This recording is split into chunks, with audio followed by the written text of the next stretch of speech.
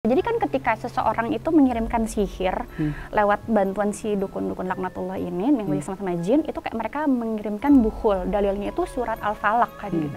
Jadi ada ukot gitu, ikatan itu berupa buhul yang mereka biasanya tanam atau taruh, ada yang digantung, ada yang ditanam. Jin nasab itu adalah seperti jin warisan. Kalau aku karena ngalamin sendiri juga ya, efektif kalau diputus. Jadi kayak saya, ya Allah, saya mewakili orang tua, keluarga, leluhur saya untuk memutuskan hubungan kerjasama, akad-akad batil yang pernah terjadi antara saya, orang tua, kakek, nenek, leluhur saya dengan bangsa jin. Musnahkanlah ya Allah, hilangkannya, saya putuskan, saya putuskan, saya putuskan. Sihir itu ujian tauhid. Mau nggak menjadikan Allah satu-satunya pelindung, satu-satunya penjaga, satu-satunya penyembuh, satu-satunya pemberi rezeki, satu-satunya tempat kita bergantung.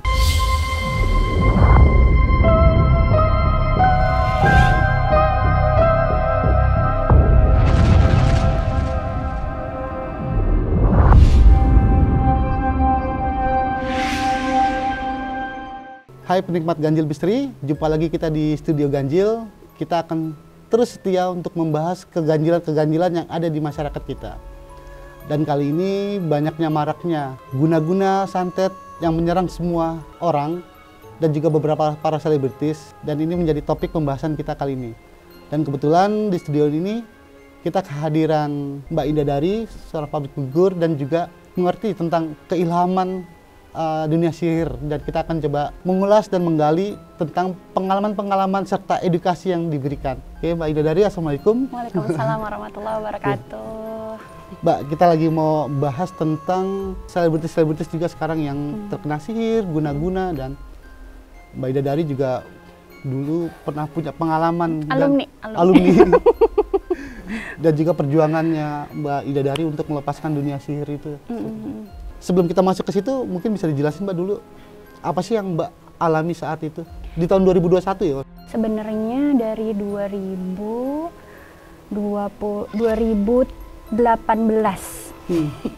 Dari 2018 itu mulai ada serangan-serangan yang indikasi sihir yang ternyata dicek ke medis juga nggak kenapa-kenapa gitu kan, dan terus berlangsung alhamdulillah 2022 kemarin alhamdulillah itu bisa dikatakan sembuh lah gitu ya.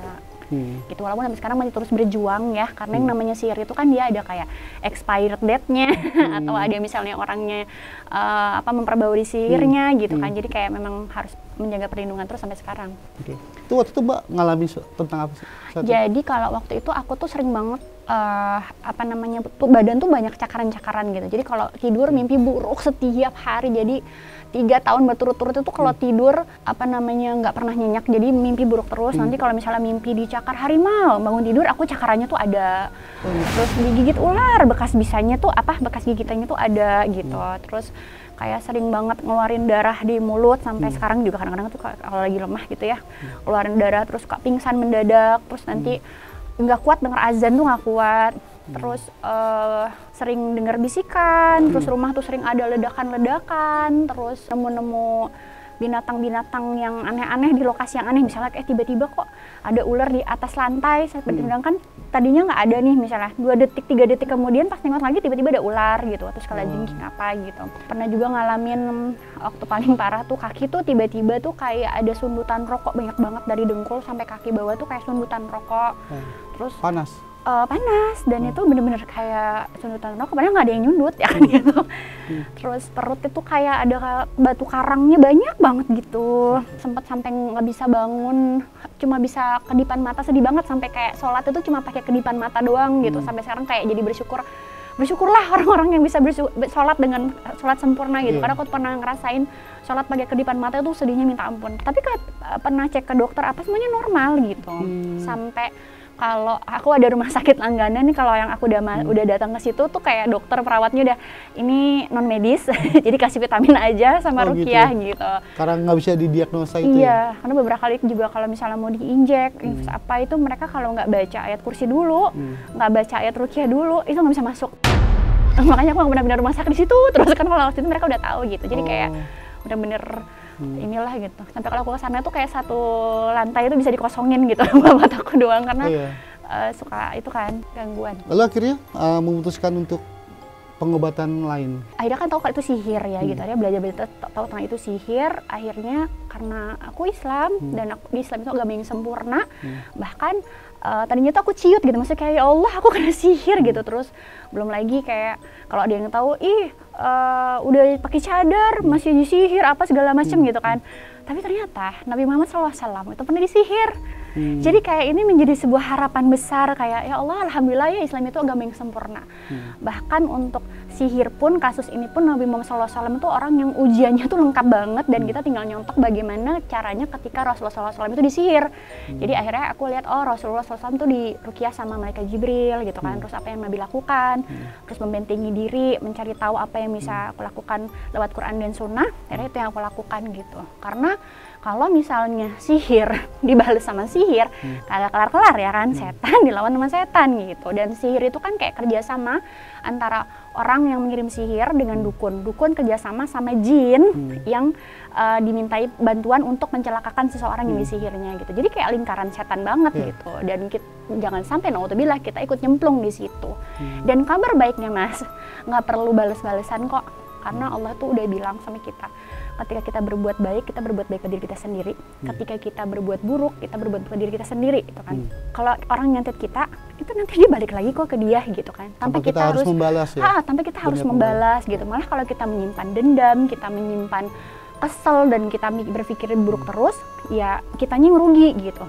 Udah, gitu. Fokus aja menyembuhkan diri, nanti balik sendiri kok, gitu. Allah tuh gak akan sejahat itu sama kita. Gitu. Itu berapa tahun, Mbak? Alami kena sihir? Aku berarti kan 2018 sampai 2022 gitu. Cuma memang qadarullah tuh udah ada gangguan jin nasab tuh udah lama, udah dari sekitar 16 tahun yang lalu gitu. Jadi kalau orang udah ada gangguan jin nasab, udah jin turunan, maksudnya jin nasab, itu cenderung ketika disihir dia lebih mudah di kenanya serang gitu. Okay. Makanya emang kalau orang belum paham, ternyata gangguan jin itu ada banyak, nggak cuma santet-santetan aja gitu. Jadi ada gangguan jin nasab, itu yang dari keturunan, dari leluhur. Ada gangguan jin sihir yang tadi kerja sama dukun-dukun laknatullah, ya kan gitu.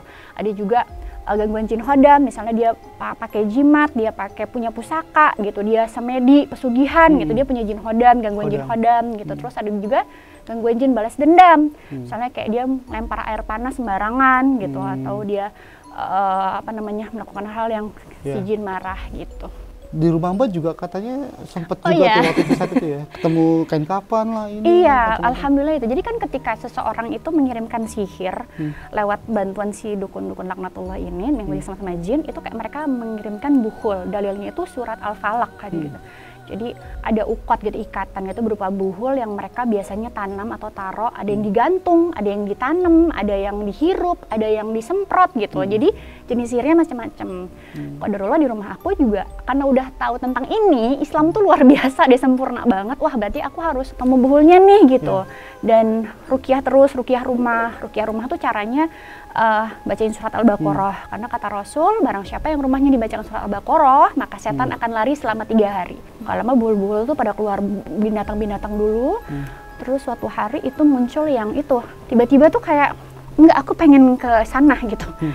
Jadi ceritanya tuh kayak abis ruqyah, terus kayak kesurupan dulu agak jinnya yang ini kan, jinnya bicara apa di sana, tapi kita nggak bisa percaya 100% karena mereka kebanyakan berdusta. Tapi coba aja ya kan gitu kan. Qadarullah benar gitu, pas ketemu di depan rumah, di samping rumah ada 5. Terus di dalam rumah itu kok banyak sih binatang-binatang, sama ada pernah juga kayak bentuknya batu cincin gitu, apaan. Ketemu alhamdulillah atas izin Allah. Dan itu tuh nggak masuk akal gitu. Karena aku di CCTV, itu tuh ditanam. Kalau dilihat tuh emang nggak ada yang nanem, tapi begitu dibongkar itu emang ada yang tulang-tulang. Ada juga yang dia kayak ayam baru disembelih, benar-benar masih ada darahnya. Dan di sekitaran rumah? Iya, ditanam. Jadi kayak di sini gitu kan. Pas dibongkar itu beneran ayamnya tuh bener-bener habis disembelih, dan itu nggak masuk akal karena di CCTV juga nggak ada yang nanem. Ada juga yang di bawah pohon cabe, cabenya itu udah tinggi, nggak mungkin kan gitu kan. Terus yang itu nggak ada bekas-bekas apapun, dan sama ada ayam yang hitam banget, cemani gitu. Ada juga ayam yang putih semuanya. Oh gitu.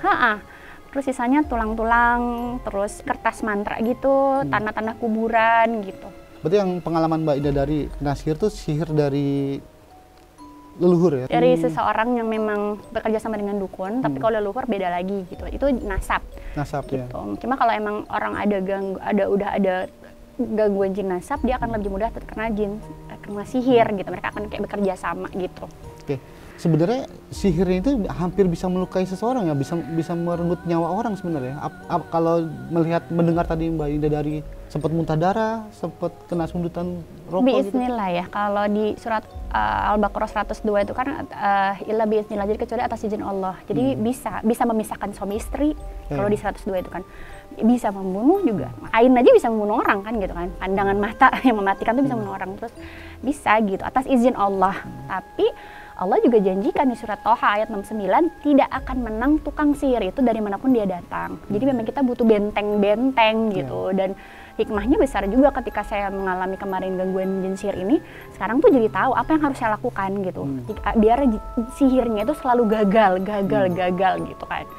Itu yang penting sih gitu. Dan sekarang ini sekarang alhamdulillah bisa bilang sembuh ya gitu. Beberapa guru rukyah saya juga, Ustaz Faizar, Unai gitu, bilang udah insya Allah dia sembuh gitu, tinggal penjagaan aja. Karena kan namanya kalau orang hasad itu kan nggak seneng kalau lihat kita bahagia gitu. Jadi misalnya mereka kirim pun lagi tuh kayak digagalkan terus sama Allah.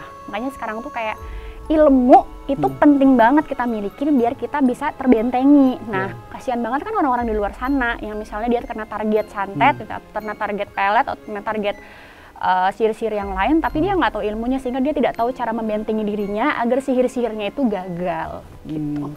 Di Al-Quran juga sebenarnya udah tertulis ya? Udah banget di Quran, di hadis itu jelas gitu. Nggak perlu datang ke dukun untuk membentengi diri, nggak perlu datang ke dukun untuk minta kesembuhan, ya kan gitu. Nggak perlu ke dukun untuk minta kaya gitu. Karena di Quran dan Sunnah semuanya ada. Tinggal kita mau cari atau enggak, kita mau ambil ilmunya atau enggak. Sebenarnya kalau sihir dalam pandangan Islam itu apa aja sih bentuknya? Mungkin jin atau iblis atau apa? Iya, jadi sihir itu kan terjadi, tadi saya bilang, kerjasama antara manusia yang order sama dukun laknatullah, dukun order sama jin. Mereka kerjasama. Lalu biasanya si jin ini nanti akan minta syarat-syarat. Syarat-syaratnya ini biasanya yang mengingkari Islam gitu, syarat-syarat yang batil gitu. Lalu nanti kalau disetujui, jadi terjadilah kerjasama itu, sihirnya jadi gitu, tinggal dikirim aja. Tapi ya itu bisa gagal, bisa berhasil, tergantung orang yang tergantung Allah Subhanahu wa Ta'ala, diizinkan sama Allah atau enggak terjadi, dan benteng dari orang yang disihir gitu. Dan sempat juga Mbak Imong juga sempat ini. Iya, waktu Mbak Im ke rumah kan juga, makanya tadi aku bilang ini dibacain dulu ya kameranya gitu, karena si Mbak Im juga pas begitu masuk rumah kamera langsung mati tek gitu. Itu banyak banget. Karena ini kan suatu hal yang membongkar bagaimana tipu daya mereka gitu kan. Jadi kayak ya setan dari kalangan jin pasti tidak akan suka dengan apa yang saya sampaikan ini gitu. Karena ya membuat mereka terancam gitu. Dan ini kan kayak pengetahuan buat semuanya biar lebih kuat gitu. Ada Allah yang jaga kita. Nah kalau dalam pandangan Islam juga cara penangkalan sihir itu apa aja? Iya, Masya Allah. Kalau kita lihat dari Nabi Muhammad SAW ketika disihir itu kan diruqyah sama malaikat Jibril. Jadi otomatis ruqyah gitu.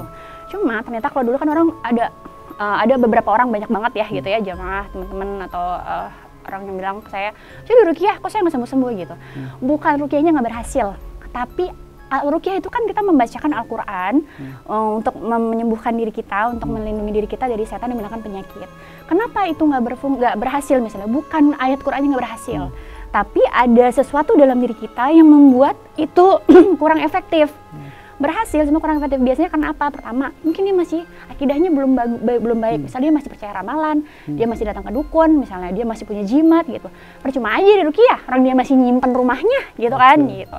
Yang kedua, biasanya dia masih punya emosional negatif yang besar, racun-racun emosi negatif yang besar. Kayak dia masih punya dendam, dia masih punya rasa kesombongan gitu, dia masih punya rasa ketakutan yang besar gitu, khawatir yang besar banget. Atau biasanya yang lebih parah itu sombong ya. Sombong dan dendam itu kayak ibarat rumah bagi mereka yang sangat nyaman.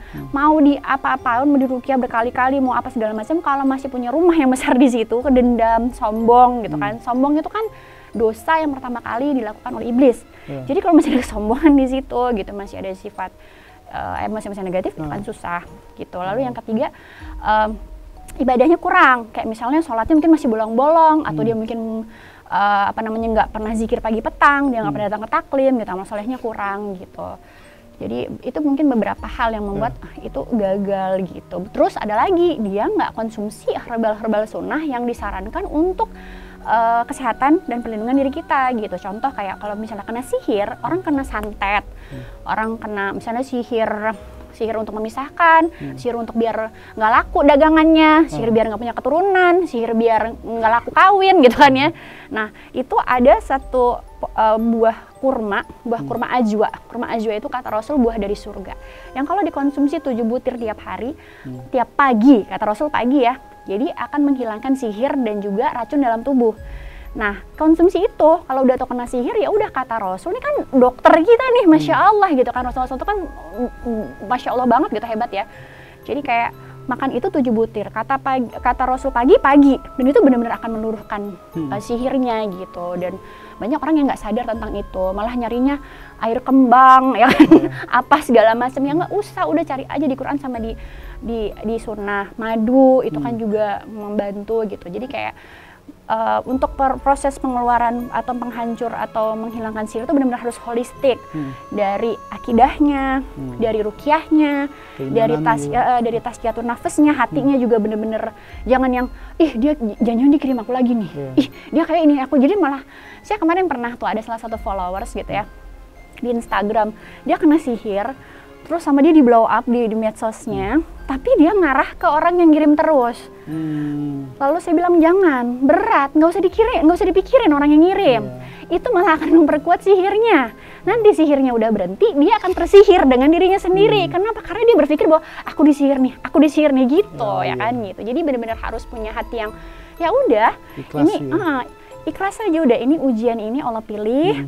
Mungkin ini akan menjadi ujian yang membuat kita mudah masuk surganya.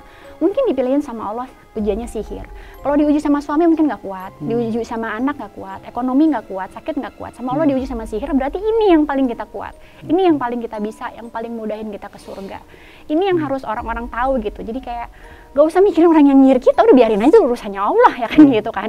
Ini juga terjadi atas izin Allah gitu. Kadang-kadang ini yang lama, yang bikin sihirnya lama tuh ini nih. Ruqyah udah, misalnya udah jimat-jimat apa semuanya udah dihilangin gitu kan. Terus udah makan kurma apa segala macam, tapi ininya dia gagal terus nih, tazkiyatun nafsnya, membersihkan hatinya bahwa ya udah ini terjadi atas izin Allah, saya nggak usah mikirin yang nyihir saya, tugas ini adalah untuk menggugurkan dosa-dosa saya, lakukan dengan jalan yang mendatangkan pahala, taubat sama Allah, karena Allah bilang di Asyura 30, segala musibah yang terjadi adalah akibat dosa. Mungkin ada dosa yang kalau disandingin sama amal soleh kita, kurang nih, sholatnya berantakan, puasanya berantakan, sedekahnya berantakan. Kalau nggak dikasih ujian ini, nggak bisa nutup, ya kan? Malah nanti neraka. Jadi Allah sayang, dikasihlah ujian ini biar kita sabar, biar kita maafin, ya kan gitu. Dan sabar dan memaafkan ini pahalanya tuh tanpa batas. Jadi kayak ubahlah musibah jadi anugerah. Makanya kayak sebenarnya kalau misalnya ini kita udah beres nih, hati kita udah beres, kita ruqyah, kita makan herbal sunnah, kita kuatin akidah, itu kan gagal-gagal terus. Dan kita akan melihat bukti-bukti bahwa Allah selalu menggagalkan itu. Oke Mbak, tadi kan kita udah ngupas detail soal sihir. Nah kalau yang jin asap itu, jin nasab. Iya, jin nasab itu adalah seperti jin warisan. Jadi itu jin yang diturunkan dari leluhur, bisa orang tua, kakek, nenek, leluhur ke atas, biasa 7 turunan ke atas tuh ke bawah gitu. Jadi itu kayak jin warisan. Dan qadarullah aku juga ada ya gitu, qadarullah gitu. Tapi alhamdulillah dengan itu jadi bisa ngasih tahu teman-teman semuanya gitu. Dan banyak yang bilang jin nasab bisa sembuh, nggak bisa gitu. Jadi itu terjadi dulu ada leluhur kerjasama dengan dukun, lalu kalau udah sekali kerjasama, entah itu pesugihan, entah itu kekuatan, entah itu wibawa, entah itu penglaris, itu kan dia kayak kerjasama dengan jin. Jinnya ikut dalam dirinya. Dan jin itu akan mewarisi kerjasamanya kepada anak cucu si orang yang kerjasama itu. Nah itu yang si anak cucunya itu terkena jin nasab. Gitu. Menanggung beban. Iya bener. Bahkan ada tumbal. Jadi kayak oke, mau apa? Mau pesugihan gitu, tumbalnya harus gede nih gitu. Oke, cucu saya misalnya gitu, oh cicit saya. Ada yang sampai rela begitu juga gitu. Nah aku termasuk yang kena gitu, jadi kayak emang dari leluhur gitu. Namanya orang dulu kan kayak sakti-sakti, biar kuat, biar apa gitu kan ya gitu. Dan ya itu kayak harus memaafkan, harus memaafkan, dan gangguannya tuh ya banyak gitu. Terutama kalau misalnya aku kayak malam-malam bulan purnama gitu, namanya nama aku kan bulan Indadari ya, artinya bulan purnama gitu. Kalau malam-malam purnama itu kayak agak berat gitu, ada gangguan-gangguan. Apa tuh yang dirasain Bu pas bulan purnama? Macam-macam, kayak banyak bisikan lah apa segala macam gitu. Tapi ya alhamdulillah ala kulli hal gitu ya. Terus kayak udah tahu nih gangguan jin nasab dan harus diputus kerjasamanya. Makanya ada ikrar namanya, ada ikrar untuk memutus hubungan kerjasama yang pernah dilakukan kita atau leluhur dengan bangsa jin. Bias ada perukiah yang bilang nggak usah, nggak apa-apa gitu. Tapi kalau aku karena ngalamin sendiri juga ya, efektif kalau diputus. Jadi kayak saya, ya Allah, saya mewakili orang tua, keluarga, leluhur saya untuk memutuskan hubungan kerjasama, akad-akad batil yang pernah terjadi antara saya, orang tua, kakek, nenek, leluhur saya dengan bangsa jin. Musnahkanlah ya Allah, hilangkannya, saya putuskan. Dan jika mereka makan apa yang saya makan, maka jadikanlah makanannya racun. Jika mereka menggunakan tubuh saya, mereka gunakan untuk mereka makan, matikanlah mereka, jadikanlah racun untuk mereka gitu. Jadi kayak akad ikrar seperti itu. Karena mereka itu jahat sekali ya, kan setan itu kan dalam aliran darah kita ya gitu. Jadi ketika seseorang terkena gangguan jin nasab, itu kayak ada jin yang akan bersamainya. Contoh, ada beberapa orang yang banyak malahan merasa bahwa oh saya ada turunan dari leluhur, dia jagain saya. Dia suka ngasih tahu saya tentang masa depan. Dia ngasih tahu saya nih kalau ada orang-orang jahat. Saya bisa tahu nih barang-barang hilang. Saya bisa tahu nih ngobatin orang gitu kan gitu. Dari jin leluhurnya. Dia merasa nyaman dengan itu. Hati-hati. Karena dia akan menggunakan tubuh kita untuk aktivitasnya si jin. Contoh, kalau kita makan mereka ikut. Kalau kita bersetubuh, mohon maaf. Kita lagi berhubungan intim misalnya sama suami kita, sama istri, itu mereka ikut gitu. Dan ini akan turun ke anak cucu kita, akan diganggu, ada mimpi-mimpi buruk. Saya punya cerita menarik banget. Jadi dia terkena jin nasab dari bapaknya. Bapaknya bikin pesugihan, jin monyet. Bapaknya nggak tahu bahwa ada yang namanya jin nasab. Ternyata jin yang hodam si bapaknya ini nurunin ke anaknya setiap malam, anaknya ketika balik. Padahal tuh si bapak pesugihannya dari anak kecil. Ini anaknya udah balik, dari dia balik sampai dia usia 20-an, itu setiap hari didatangi jin kera, diperkosa, mohon maaf. Setiap hari sampai anaknya tuh mau gila, masih stres gitu. Dan dia nggak tahu ternyata bapaknya kerjasama sama itu.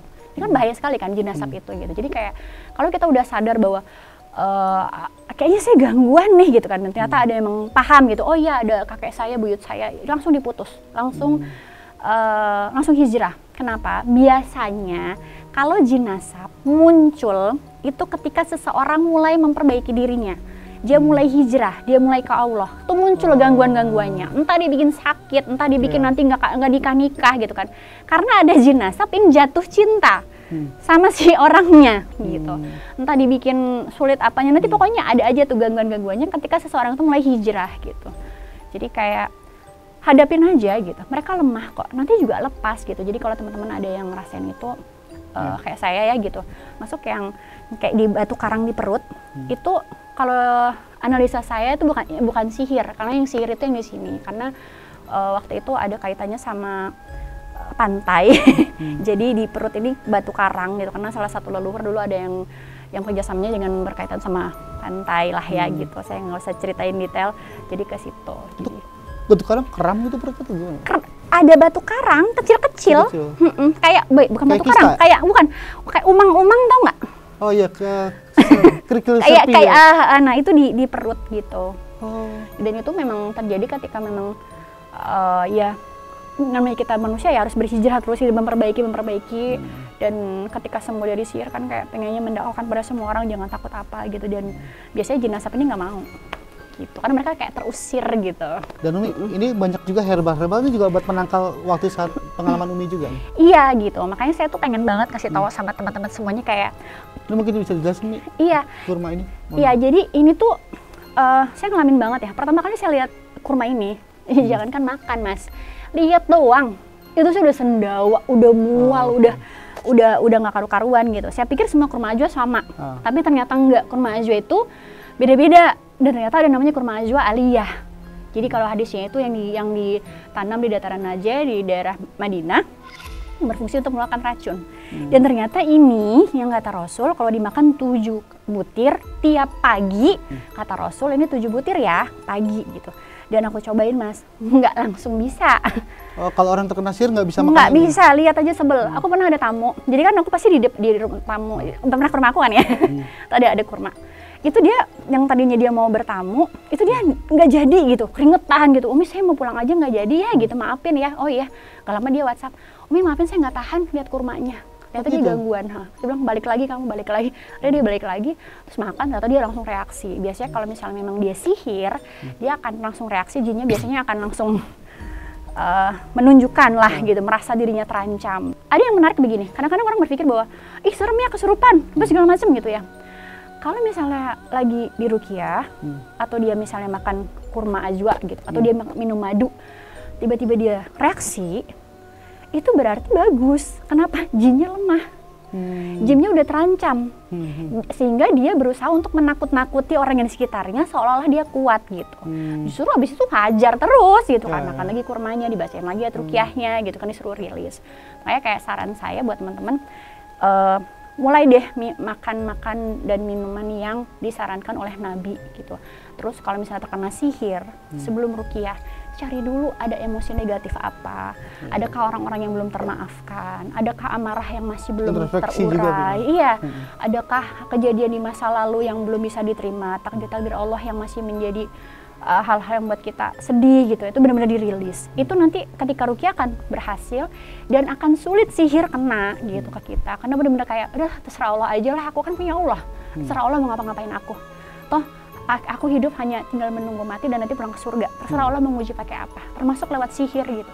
Justru sihir itu ujian tauhid, mau nggak menjadikan Allah satu-satunya pelindung, satu-satunya penjaga, satu-satunya penyembuh, satu-satunya pemberi rezeki, satu-satunya tempat kita bergantung. Mungkin bisa didetailin nih, model kurmanya nih? Iya, jadi ini kurmanya Masya Allah banget ya, dia ada kayak serat-seratnya gitu. Dan ini dimakan 7 butir, masih lumayan. Coba barangkali kesurupan? Oh enggak. Nanti habis video kita makan coba ya. Tapi emang harus 7 nih atau sebenarnya bebas atau cuman? Kalau kata Rasul 7, cuma memang banyak orang yang nggak, kalau dia terkena gangguan nggak akan kuat makan 7. Okay. Aku punya customer, dia gangguan, terus baru order, itu dia udah reaksi.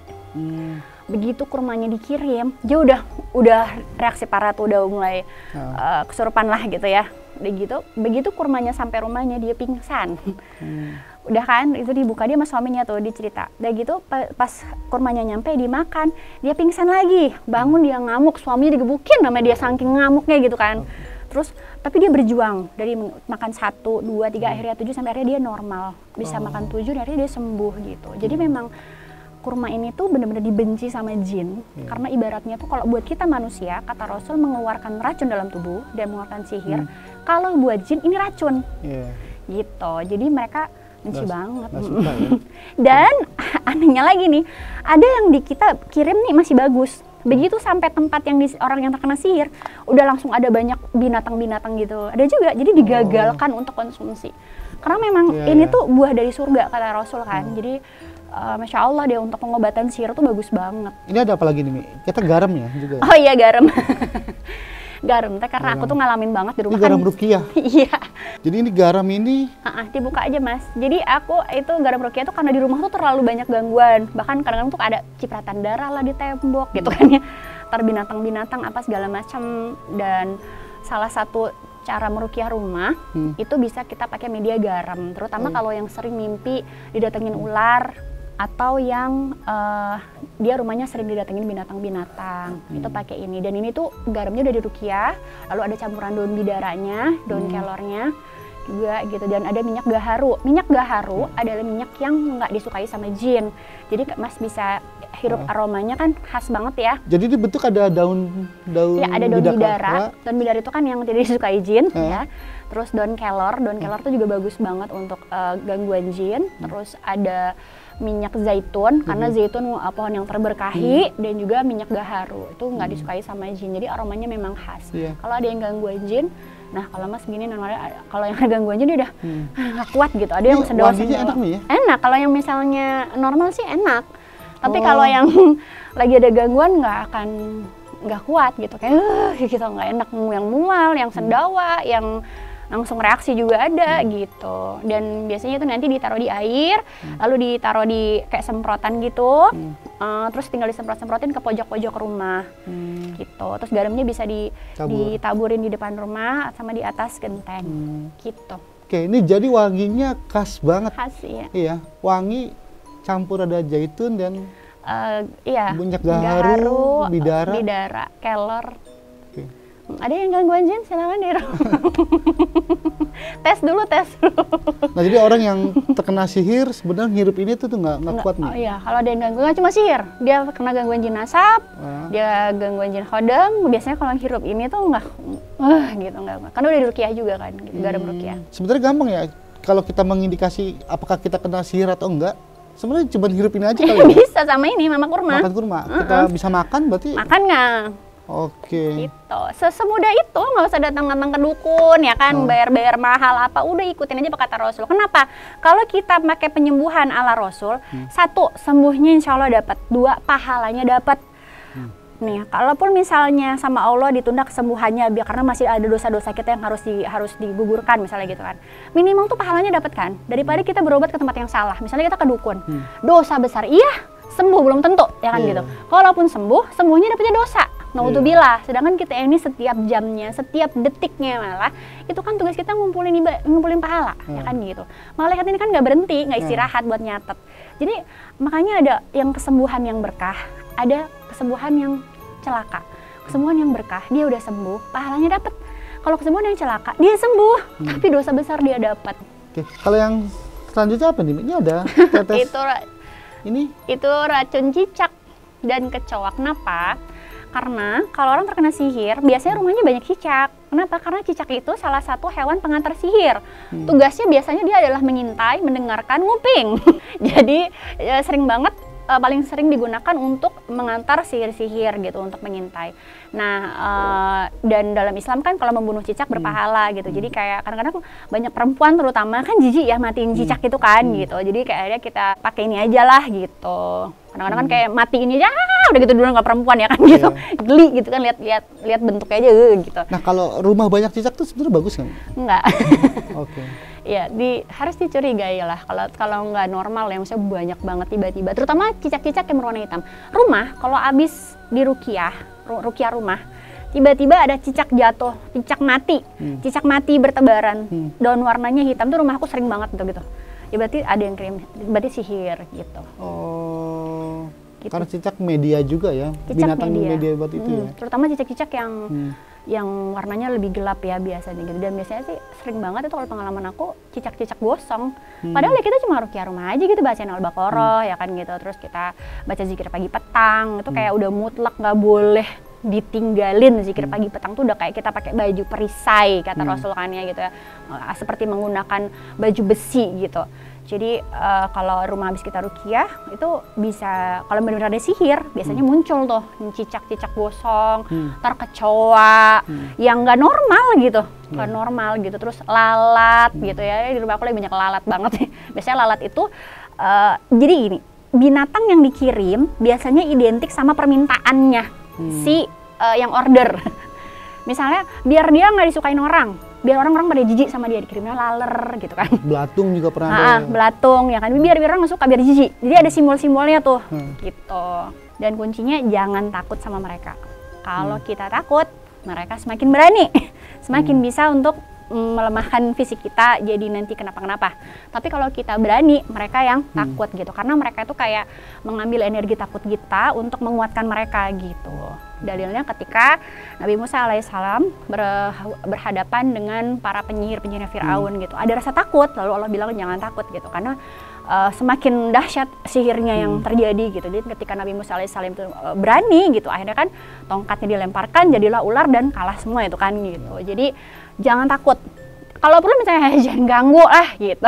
Mereka tahu kok, mereka paham gitu. Dan kita baca zikir-zikir yang benteng-bentengnya, kayak baca ayat kursi itu kayak udah kudu banget. Terus zikir-zikir kata di a'udzu bikalimatillah hitamati min syarri ma khalaq, itu kan aku berlindung kepada Allah dari keburukan makhluk yang diciptakan Allah. Jadi kayak penting banget. Zikir itu sepele.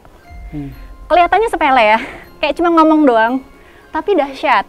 Dan ini yang kadang-kadang orang itu lupa gitu, lebih percaya sama dukun yang ngajarin rapelan, misalnya kamu baca Al-Fatihah 1000 kali, kulhu 1000 kali, apa 70 kali, apa gitu kan ya banyak banget.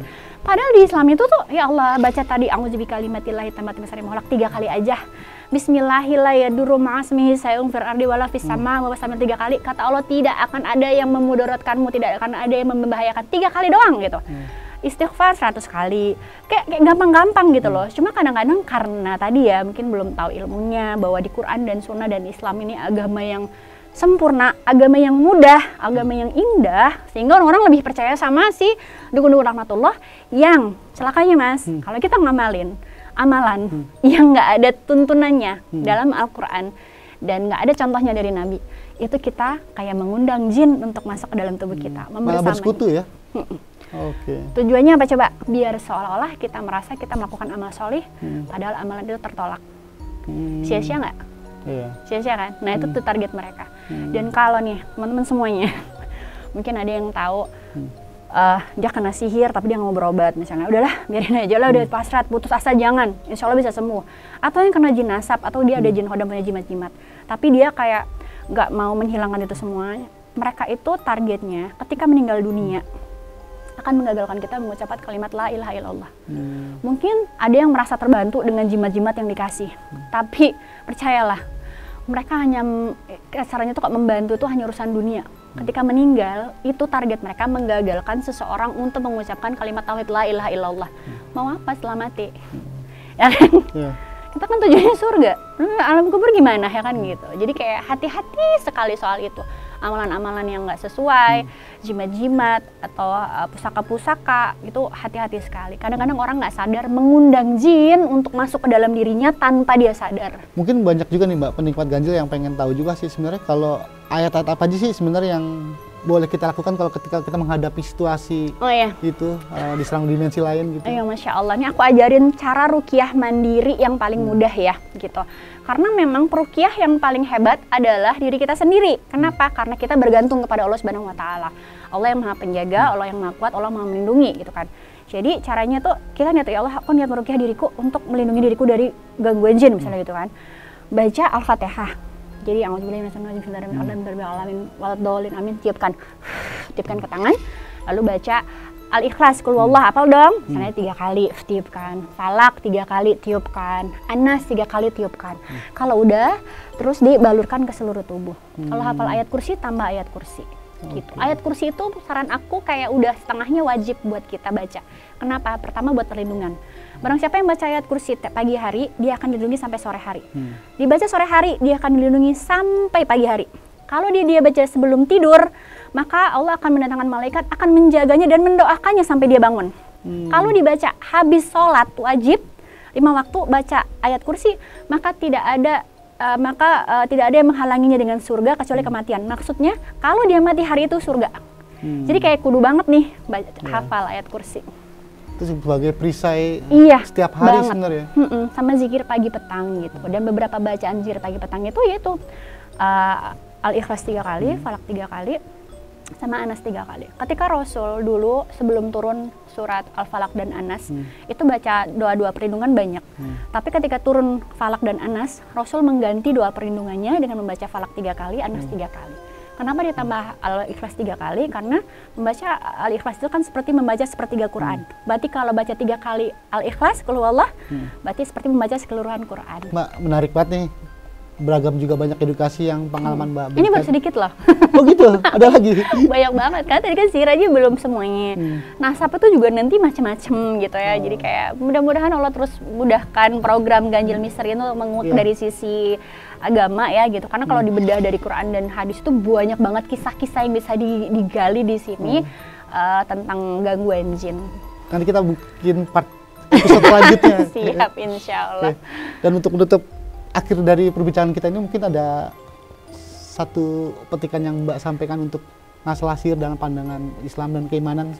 Jadi sihir itu memang ada dalam Islam. Dalilnya banyak, salah satunya di surat Al-Baqarah ayat 102. Di situ Allah menjelaskan dengan detail bagaimana sihir itu bekerja, bahkan bisa memisahkan suami dan istri. Jadi kita tuh harus yakin bahkan di akhir ayat itu Allah bilang tidak akan terjadi tanpa izin Allah dan terjadi atas izin Allah gitu. Jadi nggak usah takut. Kalaupun kita terkena sihir, nggak usah insecure. Nabi juga kena sihir gitu kan. Tinggal kita cari bagaimana caranya Islam memberikan saran, memberikan solusi dalam menghilangkan semua gangguan jin, gangguan jin sihirnya gitu. Kayak misalnya akidahnya, tauhidnya gitu diperbaiki, lalu ruqyah berdasarkan Quran dan Sunnah yang syariah, karena ada ruqyah yang syirkiyah gitu. Jangan ruqyah ke dukun-dukun ya, ruqyahnya bener-bener yang syar'i, yang dari Quran, dan paling bagus itu ruqyah mandiri. Lalu tazkiyatun nafas itu membersihkan hati kita dari segala macam emosi negatif. Lalu konsumsi herbal-herbal sunnah, madu, air zam-zam, kurma ajwa gitu kan ya, zaitun gitu, pokoknya yang disunahkan oleh Nabi Muhammad SAW dan disebutkan dalam Quran. Lalu yang kelima, sedekah. Kenapa? Karena sedekah bisa menghalangi, bisa menggagalkan musibah gitu. Oke, menarik penikmat ganjil apa yang kita bincangkan, dan semoga menjadi inspirasi buat kita semua bahwa keyakinan, keimanan ternyata juga menjadi benteng kita untuk melepas dari sihir. Dan cukup sekian, kita akhiri perbincangan ini dan terima kasih. Mbak, terima kasih Mbak. Sama-sama.